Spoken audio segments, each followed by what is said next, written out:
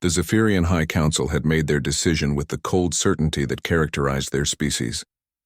Commander Lyra Chen would be placed in the Void Chamber, a punishment reserved for the most dangerous criminals in their galactic confederation. It was a sphere of absolute nothingness, suspended in the space between realities, where prisoners were left to contemplate their crimes in perfect isolation until madness claimed them. "The human has violated the Treaty of Kalos," announced Council Prime Zerthak, his crystalline voice echoing through the judgment hall. "She has interfered with a developing civilization, despite explicit warnings." Lyra stood in her restraints, her dark eyes defiant even as the energy bonds hummed around her wrists. She had known this moment would come when she chose to help the Meridian colonies evacuate before the solar flare hit their system. The Zephyrians called it interference. She called it saving 3 million lives. 12 cycles in the void, Zerthak continued. Let the emptiness teach her the weight of consequence. The other species in the council chambers, the insectoid Thrax, the gaseous Nebulans, the crystalline Vorthari, all nodded in solemn agreement. None had ever survived more than 6 cycles in the void. The human would break, as all beings did when faced with absolute nothingness. But they had fundamentally misunderstood what humans were.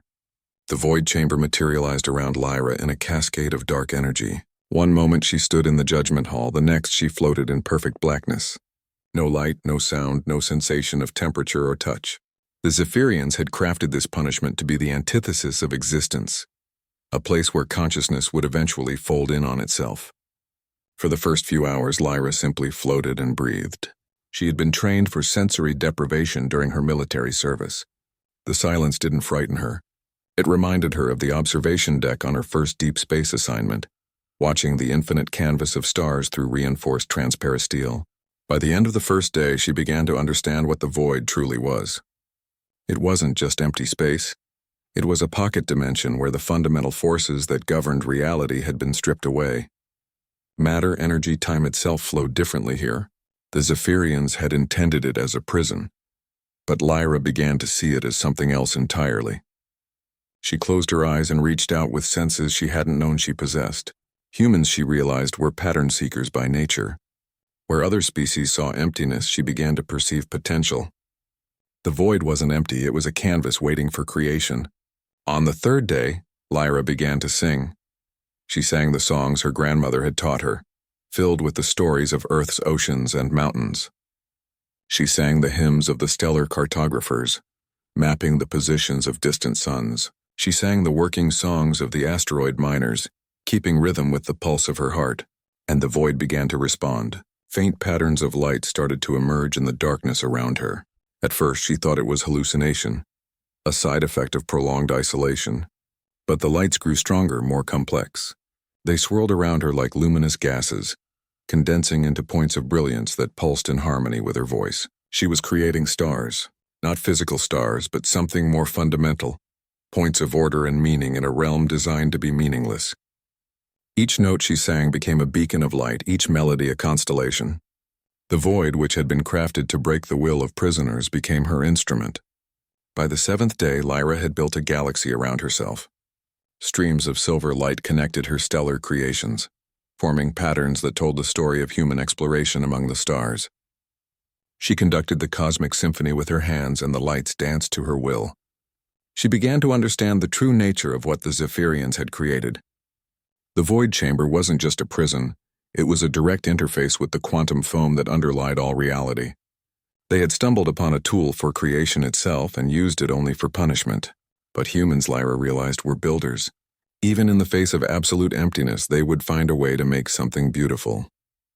On the 12th day, the void chamber opened.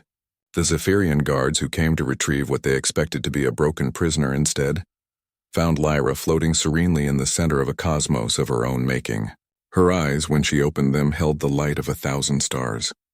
The guards stumbled backward in shock, their translation devices struggling to process what they were witnessing. "Impossible," whispered Zerthak when they brought her before the council. "The void breaks all minds. No consciousness can survive." "You don't understand," Lyra interrupted, her voice carrying harmonics that seemed to make the air itself shimmer. "You built a place without hope and called it punishment. But humans don't just survive in the dark, we become the light. She raised her hand and points of starlight began to appear in the chamber around her. The council members retreated in awe and terror as Lyra's created constellation slowly rotated overhead. The Meridian colonies are safe, she continued. 3 million lives preserved. That's worth 12 days in your void. But now I've learned something you never intended to teach me. The stars in her eyes pulsed brighter. I've learned that creation is stronger than any prison you can build. And humanity has only just begun to show you what we're capable of. The Zephyrian High Council would eventually release Commander Lyra Chen, not out of mercy, but out of fear. They had tried to break the human spirit in a void of their own making, only to discover that humans didn't just endure the darkness. They transformed it into light. And in the years that followed, when other species spoke of the legendary human who returned from the void with stars in her eyes, they would remember an important lesson.